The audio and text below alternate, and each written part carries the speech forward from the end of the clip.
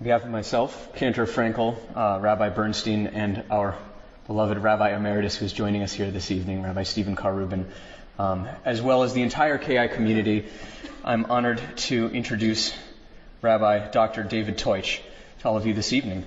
Rabbi Teutsch is the director of the Center for Jewish Ethics and the Lewis and Myra Weiner Professor of Contemporary Jewish Civilization at the Reconstructionist Rabbinical College, where he previously served as president. He is the editor-in-chief of the groundbreaking 7-volume Kol HaNeshama Reconstructionist prayer book series, the very one you're holding in your hands. Rabbi Teutsch is also the author of Spiritual Community, The Power to Restore Hope, Commitment, and Joy, as well as dozens of other books and articles of special interest to Reconstructionists throughout the world. He published 4 essential Reconstructionist guides to Jewish practice as well, his recent project. In addition to all of that, he is one of my teachers and mentors, and I'm hard-pressed to think of a more incredible and incisive Jewish speaker and thinker in the world today. I'm honored to have Dr. Rabbi David Teutsch with us this evening. Thank you for joining us.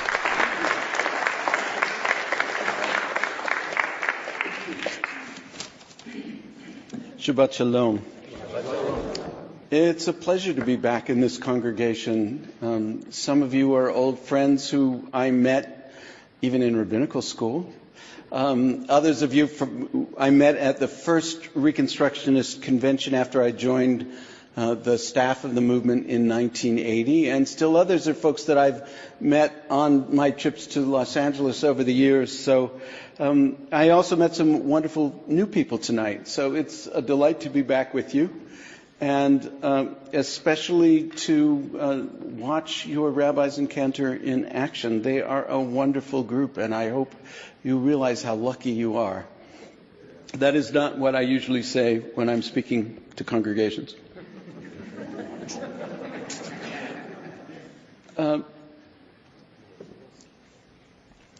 We all know that if you turn to the opening chapters of the book of Genesis, Bereshit, there are words there that sort of automatically come to us. And God said, "Let there be light," and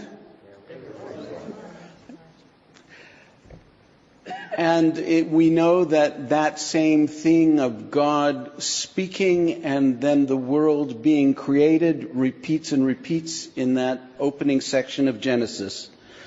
It is literally the case that according to the Bible, words created the world. The introduction written by the rabbis to the section of the morning service called Psukei de Zimra, that's a collection of psalms, begins with the words, Baruch she'amar v'haya ha'olam. Blessed is the one who spoke and the world came into being. One of the things that even folks who don't know much about Judaism know is we take a great deal of pride and seriousness in the words of our tradition and in adding and speaking those words.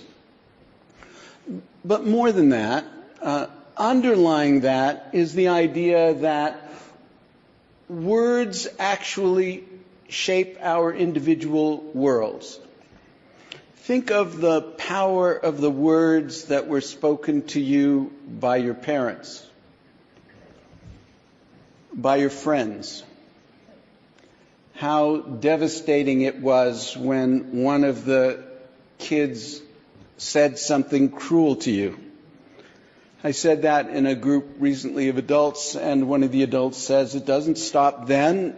I'm still smarting from what my boss said to me this morning."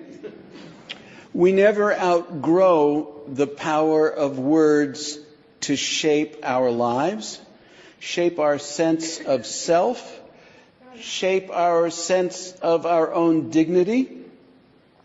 And indeed, every major decision we make in our lives is shaped by the words we use to think about what we ought to do.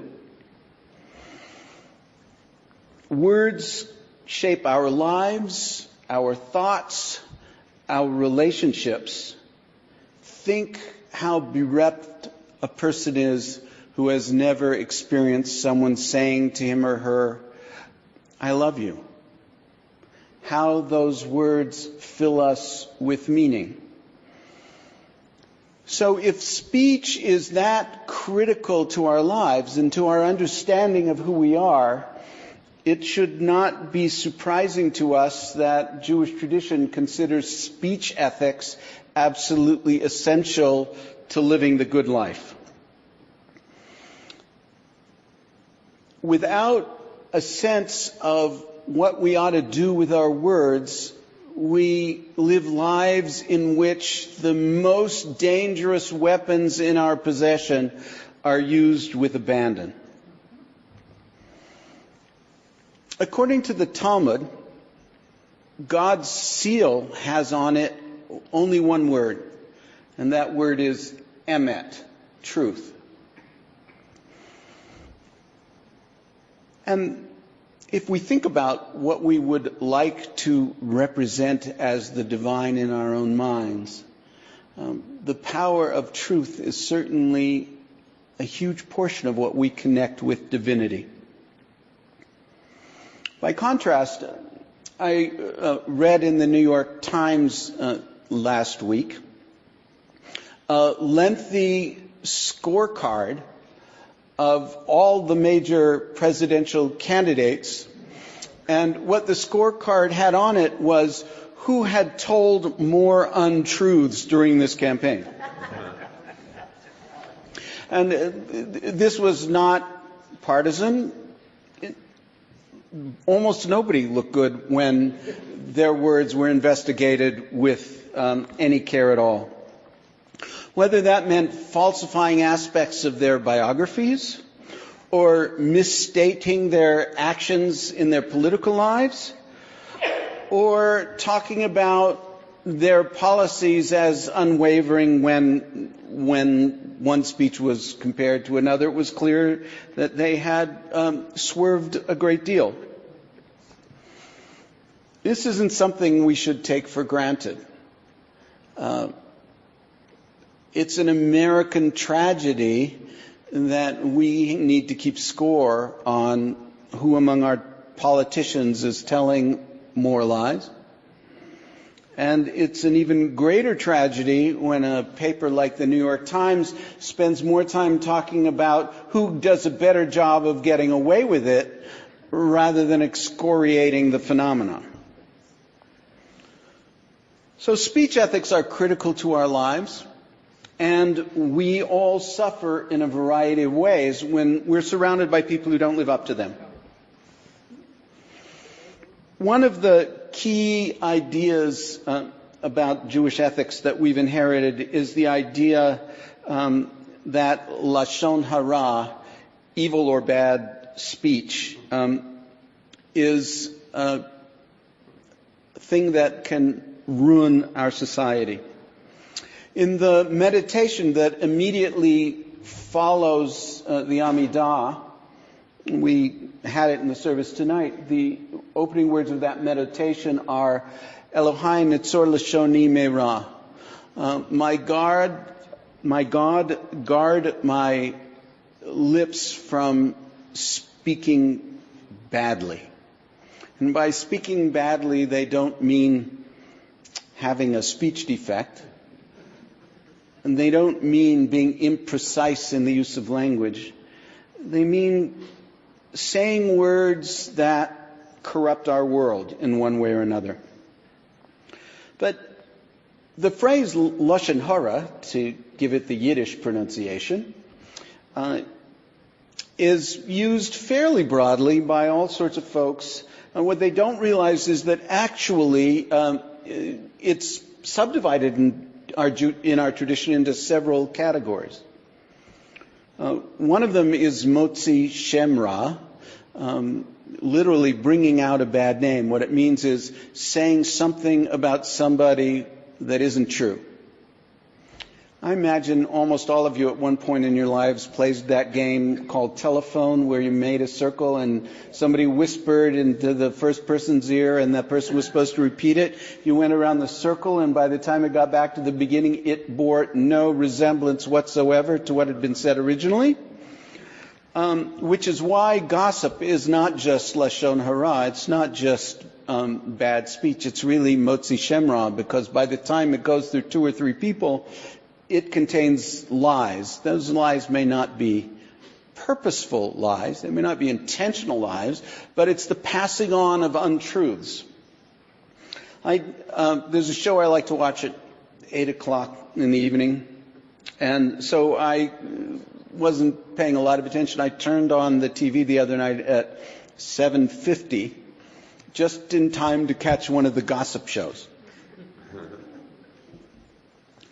And they were very careful to cite sources. Someone close to her said that her marriage is shaky because she, and it was a brilliant example of publicly permitted motzi shem ra.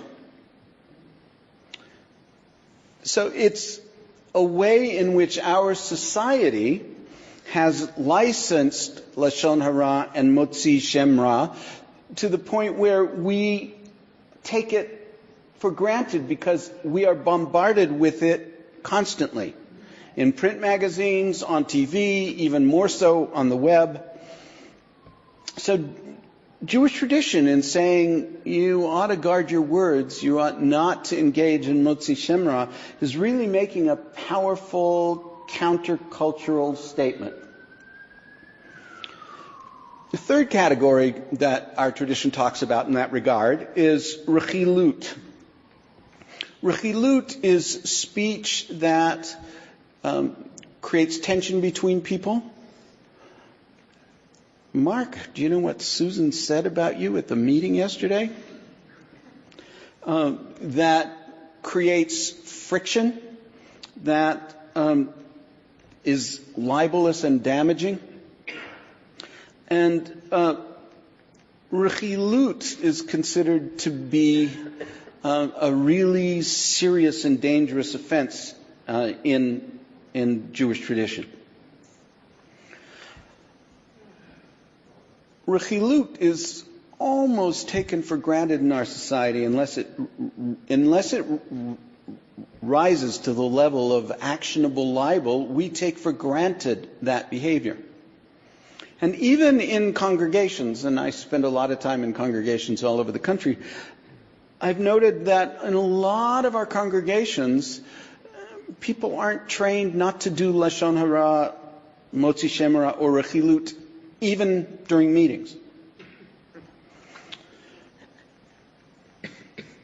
And our lives are corrupted as a result. What is corruption? One way to understand spoken corruption is that it eats away at the trust in relationships, and it eats away at the trust in community. You know, there's nothing, I think, more precious between people than the trust, the respect, and the caring they share. And evil speech eats through that trust and that caring at an astonishing rate. And so we're asked not to do it. But are we asked never to do it in Jewish tradition? No, our tradition is never that absolute about anything. So there's another category called azhara, warning. If you give a reference on somebody, they're applying for another job, you're required to warn the potential employer if that person could do something to harm them. And yet, because we live in a society where everyone is scared of getting sued, more and more companies refuse to give references. All they do is give the date in which someone was hired and the date in which they left, with no additional commentary. But azhara, warning and protecting each other, is part of a basic structure of mutuality that strengthens community and strengthens caring and strengthens trust. One more category I want to mention, because it's a wonderful example on the other side, and that's hakarat hatov. Before Christians were using the phrase, this was understood to mean is spreading the good news, but not spreading that good news. Spreading good news means when you see someone else who's accomplished something, you make sure to tell people about it. You make sure to express your gratitude to them and your appreciation. When you see things going well, you make a point of sharing that information. This morning I was reading the RRA net, which is the way in which Reconstructionist rabbis stay in touch with each other. And the Reconstructionist Rabbinical Association has a new executive director. And I was really thrilled to see 5 or 6 comments in a row saying what a wonderful job she was doing. It's one thing to say to the person that you're feeling good about, you did a great job. It's another thing, and a much more important thing, to say it not only to that person, but to the rest of the people around. Because one of the things that binds us together as a community is a sense that we're accomplishing good things and those things really matter. All of this, from my perspective, is an illustration of the fact that Jewish ethics brings a particular approach to a broad variety of issues, and the substance of Jewish ethics is remarkably closed to most contemporary Jews, not because they've ever said, oh, I don't want to learn that, but because they haven't really had much opportunity to learn it. So before tonight, how many of you had ever heard the phrase hakarat hatov? Raise your hands. 2, 3, and that's nobody's fault. But what it gets at is, if we take seriously that Judaism is a way of life that really can affect who we are and how we think and how we make decisions, then the vocabulary by which we bring Jewish thinking into our lives is crucially important vocabulary. The reason why I spent better than a decade editing the 3 volumes of A Guide to Jewish Practice is because I wanted people like us to have access to the riches of our tradition, but restated in a contemporary vein and accessible to people, and inviting people like you and me into the conversation about Jewish ethics that has been going on for thousands of years. It's that conversation that can strengthen us to resist a tide in our society that in many ways is pushing us in directions that are not very helpful. Whether we're talking about the way in which teenagers get attacked through the social media, or we're talking about presidential candidates, or we're talking about gossip shows, the bottom line is we are bombarded in a variety of ways with aspects of contemporary society that are really hurtful to us. And our best way of responding to that is, I think, recognizing that Judaism can be a counterculture that provides the input, the mutual strengthening, and the perspective that allows us to resist some of those negative aspects of the society in which we live without giving up any of the benefits. If I were prepared to give up the benefits, I would be speaking to you in Hebrew or Yiddish. A counterculture needs to have its own life rhythms. Witness that we're here observing Shabbat together. It needs its own vocabulary, and it needs its own community. One of the reasons why I was really happy to get a chance to come and talk to you all at KI is this can be such a community, and in some ways it already is.